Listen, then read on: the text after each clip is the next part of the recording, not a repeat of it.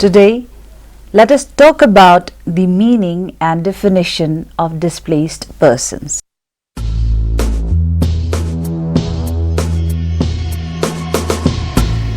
Displaced persons, which come under the category of forced migration, are among the world's most vulnerable people.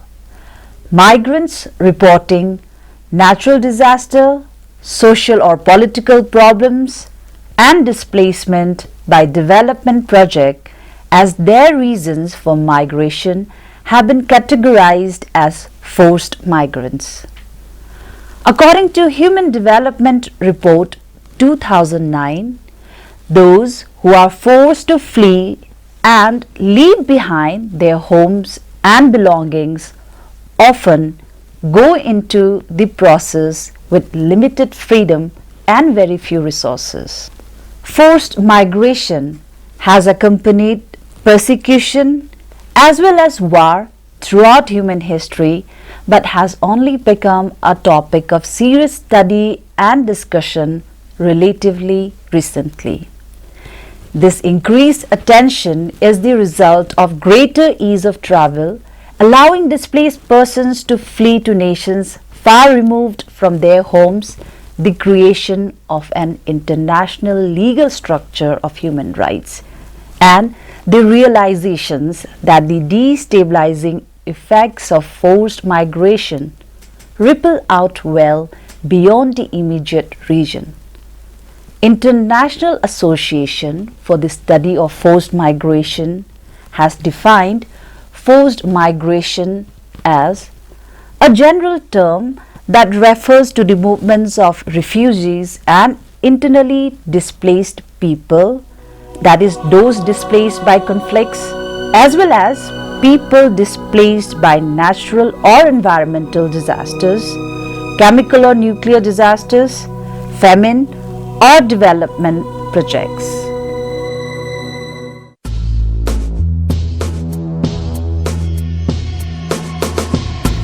Displacement can be categorized into three types according to their causal factors.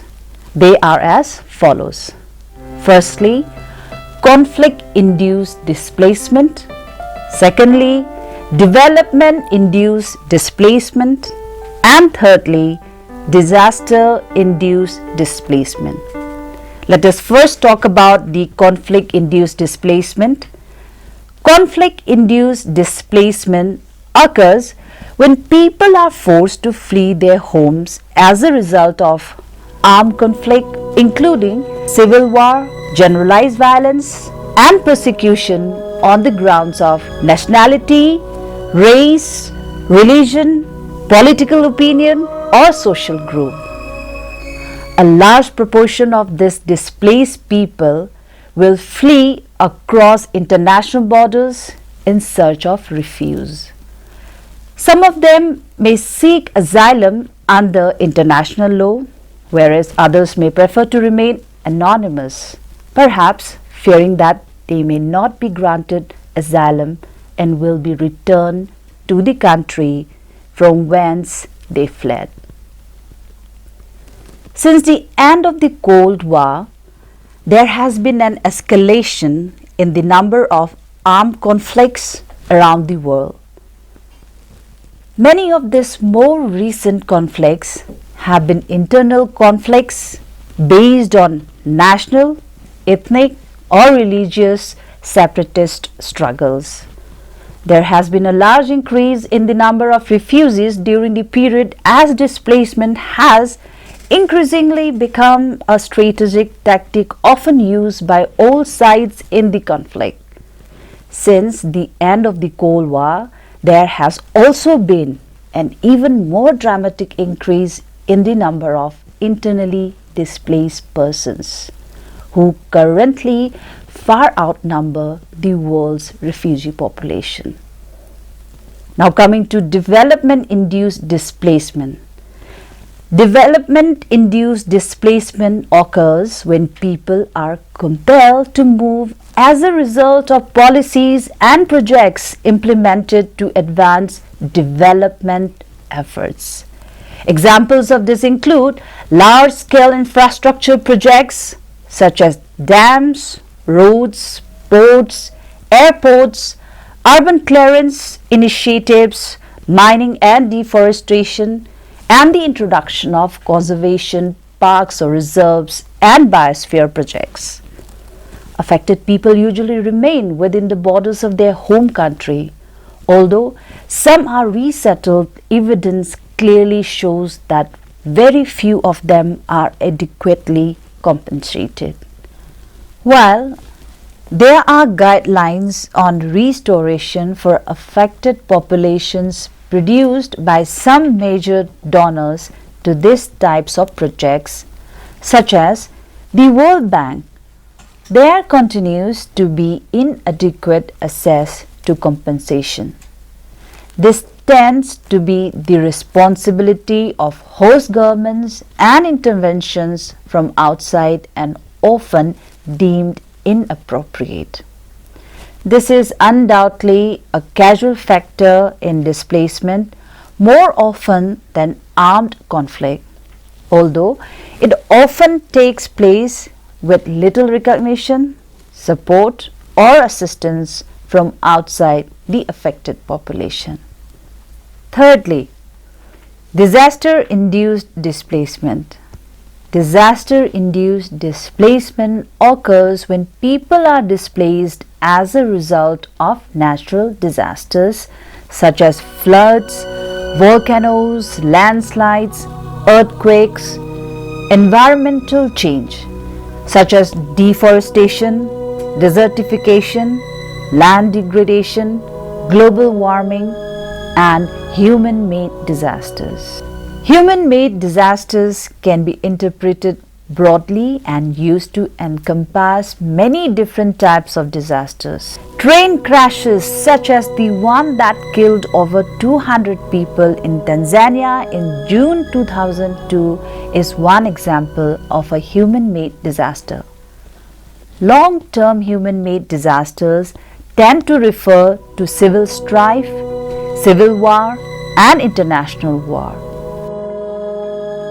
Clearly, there is a good deal of overlap between these different types of disaster-induced displacement. For example, the impact of floods and landslides can be greatly exacerbated by deforestation and agricultural activities.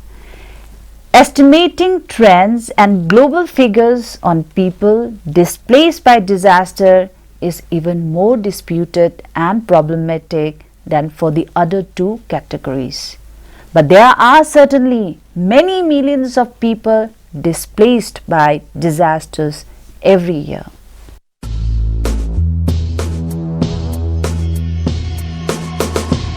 Rationale and genesis of internally displaced persons. The need for international standards for the protection of internally displaced persons became apparent in the 1990s when the number of people uprooted within their own countries by armed conflict, ethnic strife, and human rights abuses began to soar.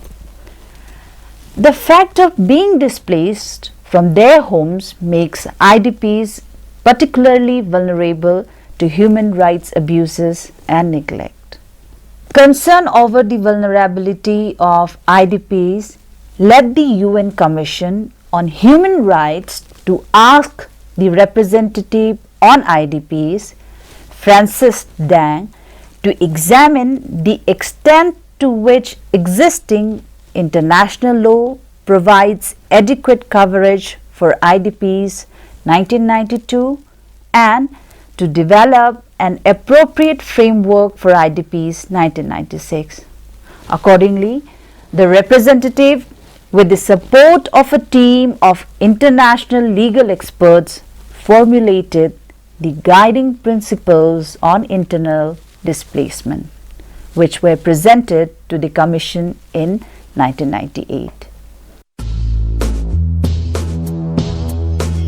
In line with international human rights and humanitarian law and with refugee law by analogy, The 30 principles set out the rights and guarantees relevant to the protection of IDPs in all phases of displacement, providing protection against arbitrary displacement, protection and assistance during displacement, and during return or internal resettlement and reintegration. The principles provide guidance to all relevant factors. The representative, in carrying out his mandate, states when faced with the phenomenon of internal displacement, all other authorities, including de facto authorities, groups and persons in their relations with IDPs, and intergovernmental and non-governmental organizations. The principles establish that IDPs must not be discriminated against simply because of their displacement or because of their race, sex, language, religion, social origin, or some similar factors. The principles restate the right not to be arbitrarily displaced and prohibit displacement on ethnic, religious, or social grounds. The principles reaffirm that national authorities have the obligation to ensure that IDPs' basic rights to food, water, shelter, dignity, and safety are met. They should accept the assistance of the international community where they do not have the capacity to provide assistance and protection to IDPs. IDPs have also the right to seek asylum in another country. In the return phase, the principles emphasize the importance of voluntary and safe return as well as the need to assist the displaced to recover their property and possessions.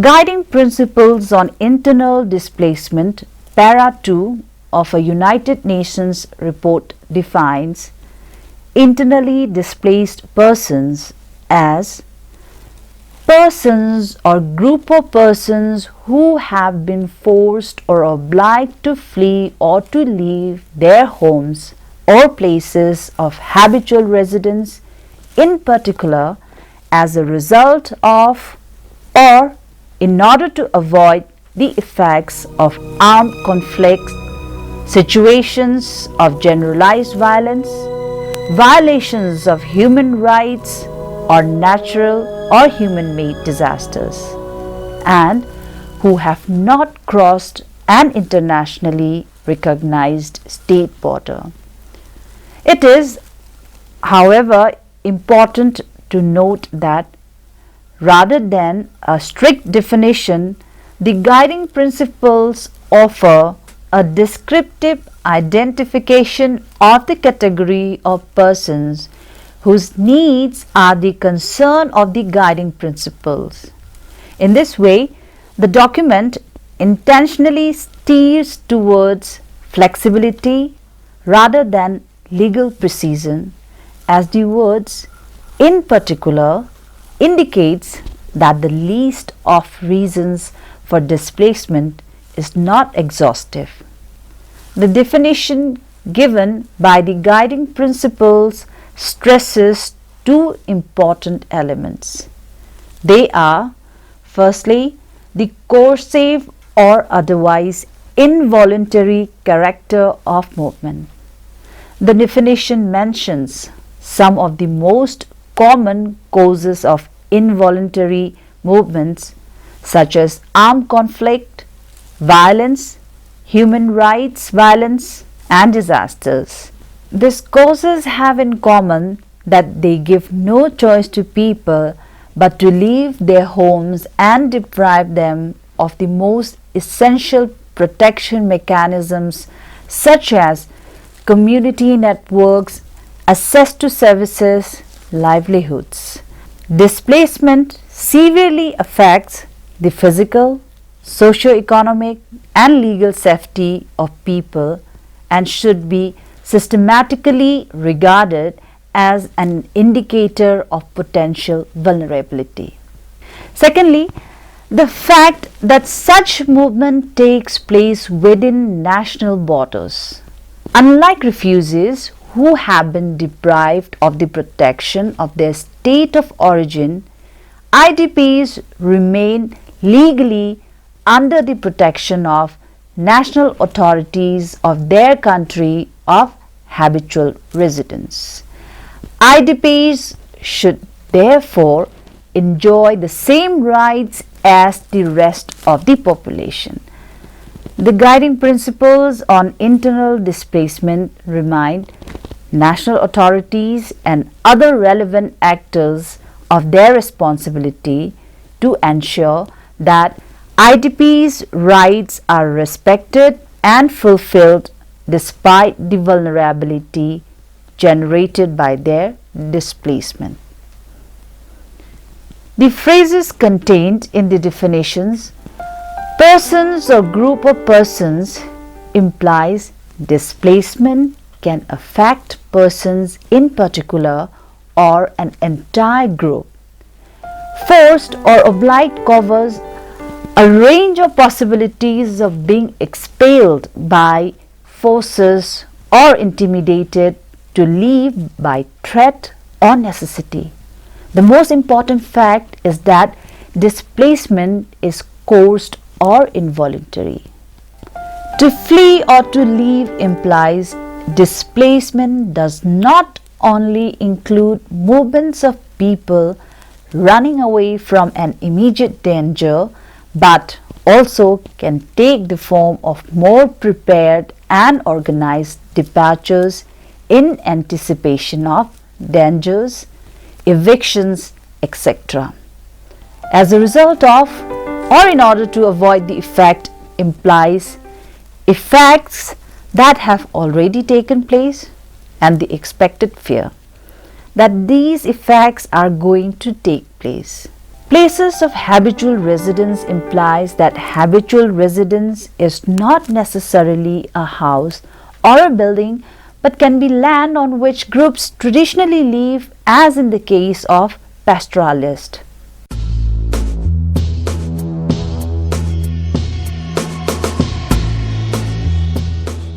The United Nations guiding principles address the specific needs of internally displaced persons worldwide. They identify rights and guarantees relevant to the protection of persons from forced displacement and to their protection and assistance during displacement as well as during return or resettlement and reintegration. These principles reflect and are consistent with international human rights law and international humanitarian law. They provide guidance to the representative of the Secretary General on internally displaced persons in carrying out his mandate. States, when faced with the phenomenon of internal displacement, all other authorities, groups and persons in their relations with internally displaced persons, and intergovernmental and non-governmental organizations when addressing internal displacement. Section 1, which consists of Principle 1 to Principle 4, deals with general principles. Section 2, which consists of Principle 5 to 9, deals with principles relating to protection from displacement. Section 3, which consists of Principle 10 to 23, deals with principles relating to protection during displacement. Section 4, which consists of Principle 24 to 27, deals with principles relating to humanitarian assistance. Section 5, which consists of Principle 28 to 30, deals with principles relating to return, resettlement and reintegration.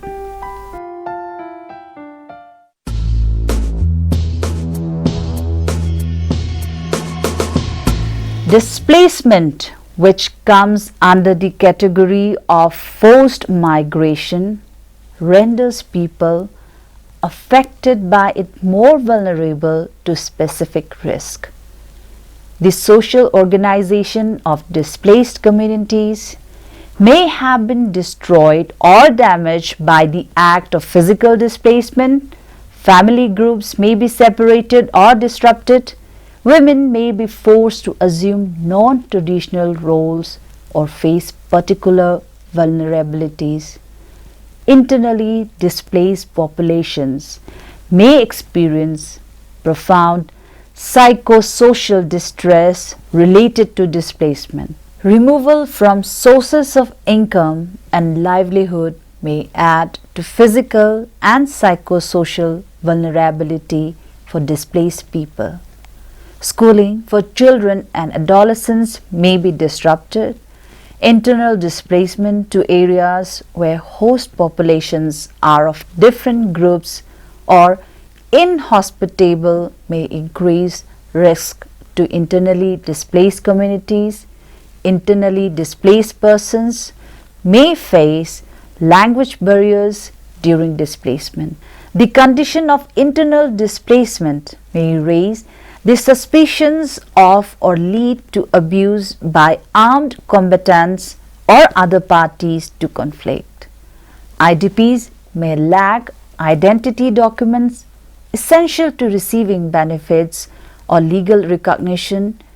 In some cases, fearing persecution, displaced persons have sometimes got rid of such documents. In the last decade of the 20th century, the United Nations Commission on Human Rights became increasingly concerned with the vulnerabilities of the displaced persons, particularly to neglect and human rights abuses. Accordingly, the representative on IDPs, Francis Deng, along with the support of a team of international legal experts, formulated the guiding principles on internal displacement, which were presented to the Commission in 1998. The United Nations Guiding Principles on IDPs have given a framework for taking care and providing adequate protection of those affected by internal displacement. It defines IDPs as persons or group of persons who have been forced or obliged to flee or to leave their homes or places of habitual residence, in particular as a result of or in order to avoid the effects of armed conflicts, situations of generalized violence, violations of human rights, or natural or human-made disasters, and who have not crossed an internationally recognized state border. The framework of the United Nations Guiding Principles on Internal Displacement, which consisted of 30 principles grouped under 5 categories, addressed all 3 phases of internal displacement: the pre-displacement, situation during displacement, and the post-displacement, that is, the return and resettlement of the displacee. These measures are necessary to reduce risk during displacement and to promote durable solutions without prejudice to other populations of humanitarian concern.